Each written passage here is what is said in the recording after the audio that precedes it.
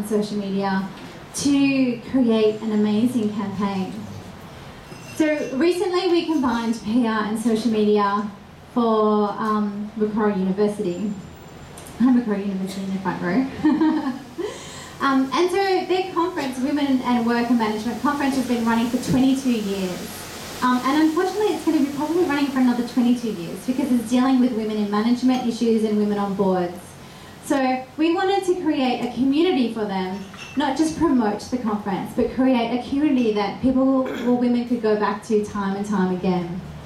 And from a storytelling perspective, there were so many stories to tell. If you think about it, it wasn't just the conference, like why go to a conference? It was the people who could potentially go to the conference, like why go to a conference to talk about women in management issues? What issues were they having at work? It was the speakers' stories as well. So we used the whole community and collected their stories and created an online community about it. So we interlinked and cross-promoted all of the tactics from PR to social media back to PR. So from a PR perspective, we wrote a media release because we wanted to send it to a bunch of journalists at the same time. And we also did a whole heap of different story pitches into all of the industry publications of women in the industries that women have issues with from a management perspective.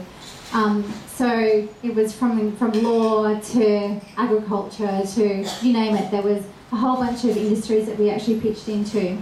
And the media release contained all of the social media addresses on it because we wanted the journalists to be able to go to the YouTube channel to watch the stories of women in the community. And we wanted them to also share that there was a blog that women could actually write their own stories about how they've managed to get through the glass ceiling or how they've managed to get men to notice them in the management meetings. We also sent articles and media releases to women's groups, business associations, so that we could actually get the community to write their stories and share their stories on the blog, and also so that they could share the conference information with all of their people in their associations. From a social media perspective, we created an online community called Women at Work Oz. And we included Twitter, Facebook, YouTube, and blog content about women in leadership. And rather than just focusing on the conference itself, obviously one of our objectives was to get people to go to the conference. But we also wanted to create a community where people could actually go and voice their concerns, have passionate debates, and share their skills and their knowledge. So from a Twitter perspective, we tweeted at least 3 times a day with relevant articles, with inspirational quotes. Every time we got media coverage, we tweeted about it. Every time we blogged, we tweeted about it. We tweeted about the Facebook competition. So everything was interlinked. We also, at the conference for 2 days, we tweeted. So we tweeted, I think, hundreds of tweets. Every time the speaker said something interesting or relevant for the community, we tweeted about it. For the blog, it was really a place, a destination place, and as I said, it's a central pillar to most communication strategies. We wanted to create a place where people could share their ideas, but also that the speakers could share their stories, and that we could also put information about the conference. We also ran a blogging competition as well. And we invited high-profile women bloggers to the conference, and we set up a table for them, just like a journalist. And so they blogged on their own blogs for 2 days. So we reached thousands and thousands of readers we wouldn't reach in any other way. And they shared the key messages and the stories of the speakers for the 2 days as well.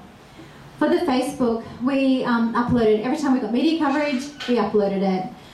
We ran Facebook competitions with very fun kind of sponsorship. Some of the sponsors gave us prizes which were like 12 months subscription to the Equal Opportunity Commission, which wasn't all that. But it was like, okay, thanks very much.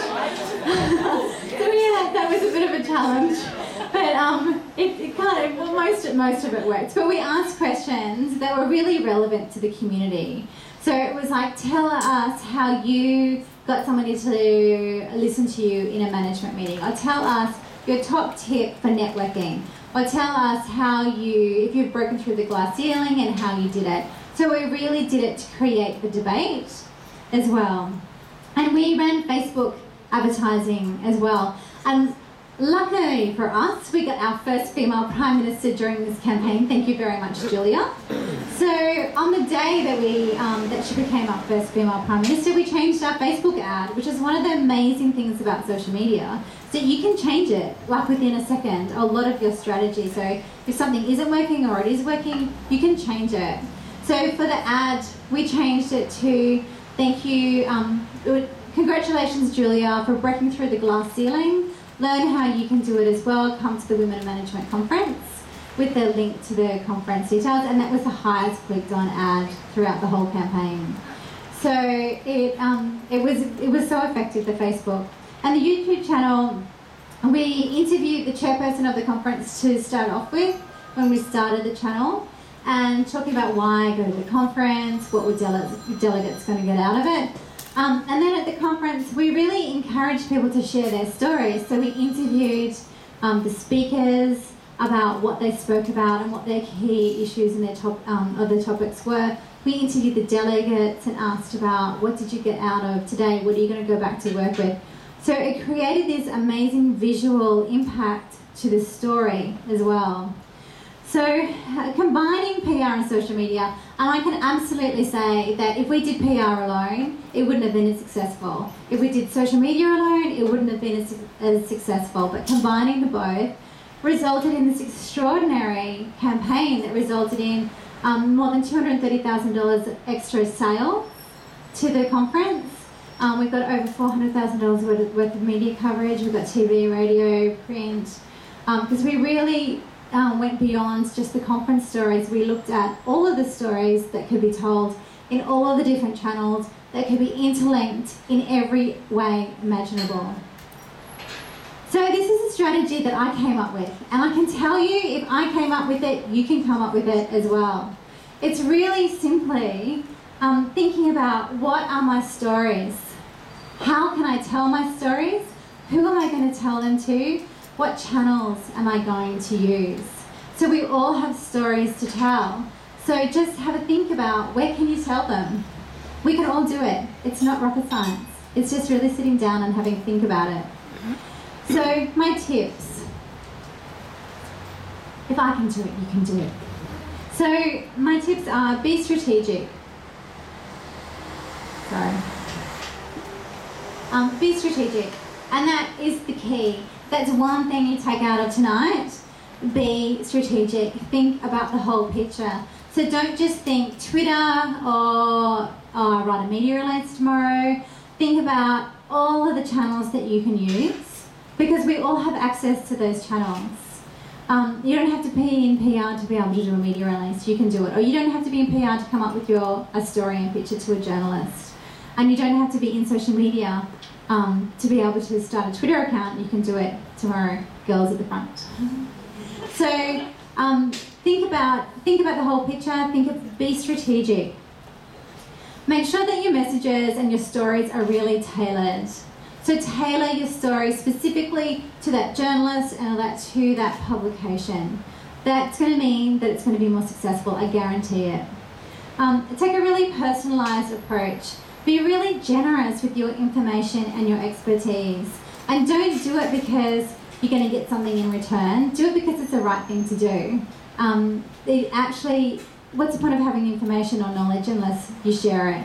And with social media, it's a perfect platform to be able to do that, because it builds your role or position as an expert. Don't spin, don't make up stories, tell real stories, and develop real, credible relationships with people, because it really does come down to relationships. And the more credible your relationships are with your community or your target audience, the more successful your campaign is going to be. And finally, we all have a story to tell. We all have so many stories to tell. So start telling yours. Thank you.